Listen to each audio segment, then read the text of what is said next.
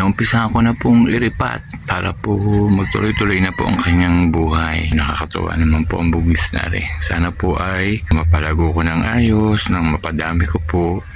Para po pag naglaguan siya, ay kakat po ako ng mga sanga at akin pong ipopropagate.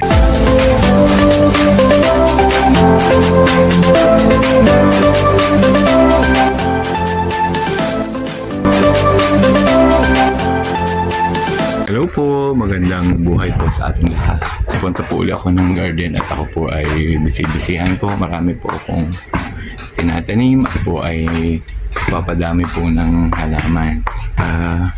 Siya na po, medyo haggard na po at ang aking pong buhok ay puti na po. Sinat ko po yung aking BFF na magaling po magupit.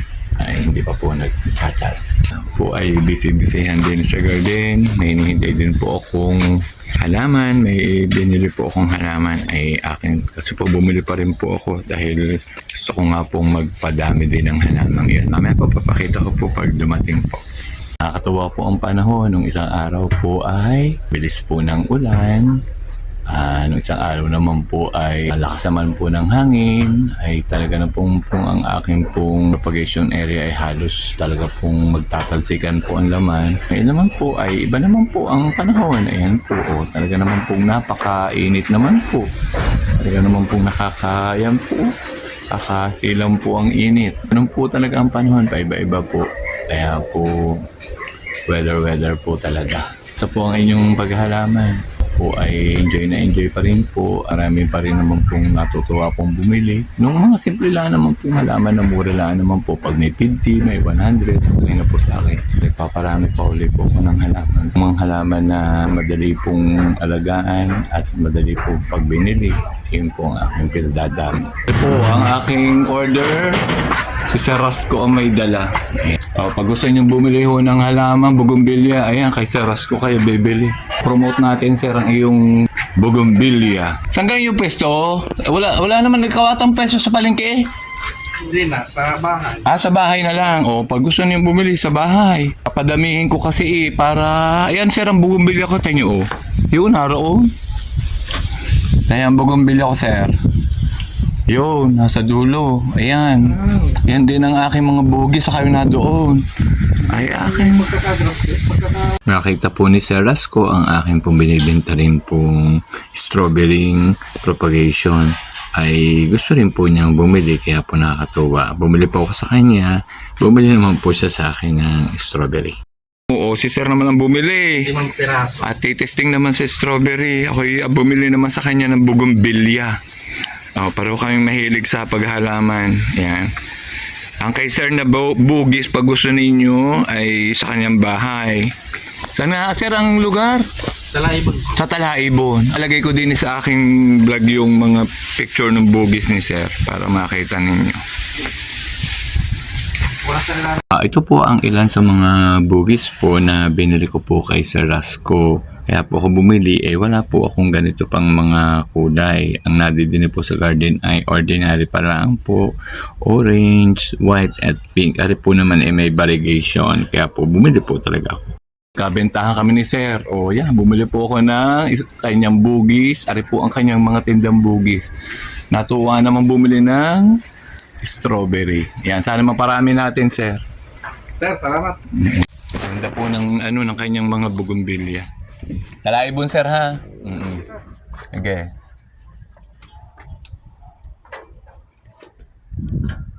Sana yung pagka pag kayo successful din ang iyong strawberry. Ito na po ang binili ko kay Sir Rasco na bugis. Yan, kagaganda po. Nakakatuwa po. Mura lang naman po. Kung gusto po ninyo ay sabihin ko po sa inyo kung saan po makatatagpuan ang kay na Sir na tindahan po ng mga halaman. Yan, lalagyan na lang ng lupa. Ito po ang aking binili. Yan, papadamihin ko po siya at pagka naging stable na ay aking ikakat at ako po ay magpo-propagate ng mga bougainvillea ng arika. Gaganda po ng kulay.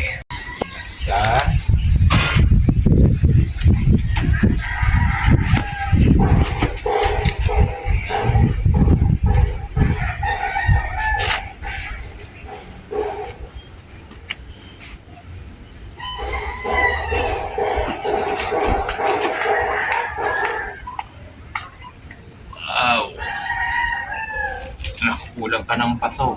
Pag naayos ko po at okay na po yung pasong paglalagyan po, mag-i-start na po ako ng propagate. Pero nagkamubulol na po ako sa word na propagate. Sa excited pong parami po ng bougainvillea eh. Naumpisa ko na pong iripat para po magtuloy-tuloy na po ang kanyang buhay. Yan, kaganda po. Nakakatuwa naman po ang bugis na rin. Sana po ay mapalago ko ng ayos, nang mapadami ko po. Para po pag naglaguan siya, ay kakat po ako ng mga sanga at akin pong ipopropagate. Ayan, mula lang po bili ko kay Sir Rasco. Co-teacher ko po yun. Dati nagtuturo pa po ngayon. Muli po, pag like po niyong bumili, ay sabihin na niyo po sa akin. Kumain po muna kami ng mami. Ako po'y nagluto. Pagkatapos ko pong makakain, didiretso na po ulit ako sa propagation area para po i-repat po yung binili ko pong bougainvillea. Yan, excited na po akong i-repat po yung binili ko pong bougainvillea. Pag po kayo isa po talagang plantito-plantita, aliw na aliw po kayong magripat po ng mga halaman. Lalo to ang halaman pong inyong binili ay gustong-gusto po ninyong mailagay na ng ayos sa paso at nang maihanay po ninyo o maiporma nyo na po sa inyong garden. Ganun po ang isang tunay na plantito at plantita. Hindi po talaga magkaintindihan. Gusto po talaga ay lagi pong mapaganda po ang garden at magkaroon po ng magaganda pong halaman. Kaya po pagka ako po ay nagkakaroon po ng magandang halaman, talagang gusto ko pong iripat, ilagay na po sa magandang pots para po maiporma ko na po at kung sakali po may bibisita ay matutuwa pong makita.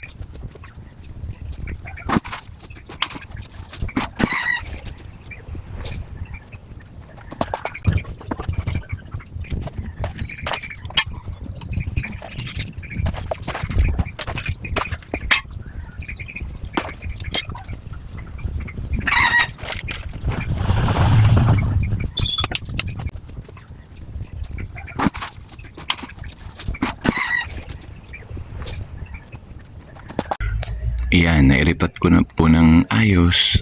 Ganda, nairipat ko na po sila ng ayos. Ito po yung binili kong bougainvillea sa aking co-teacher dati na si Sir Rasco. Yan, ganda po ng kanyang ibinigay na bugis sa akin. Yan.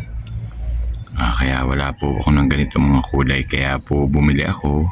Nakakatuwa din pong manood sa Facebook at makikita mo po talaga ay puro po bugis o bougainvillea kasi ngayon po ay panahon po ng bougainvillea. Talaga naman pong maakit ka po sa makikita mo sa Facebook at dahil po talaga naman pong ang ganda po ng lugar kung saan meron pong bougainvillea at saka po ang ganda po ng kulay ng kanilang bulaklak kaya po talagang gustong gusto ko sila.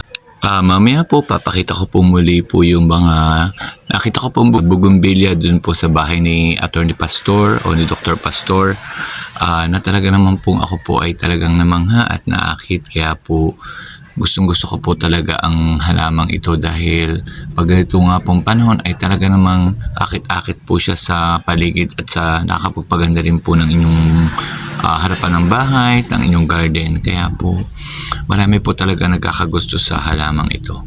Sa atin po lahat ng mga plantito at plantita, patuloy po tayong maghalaman, patuloy po tayong maakit na magtatanim at ito po ay magandang uri din po ng exercise, pampaalis din po ng ating stress. Kaya po tuloy-tuloy lang po. Sa lahat po ng mga nakakapanood ng aking simpleng video, maraming pong salamat. Bye-bye po.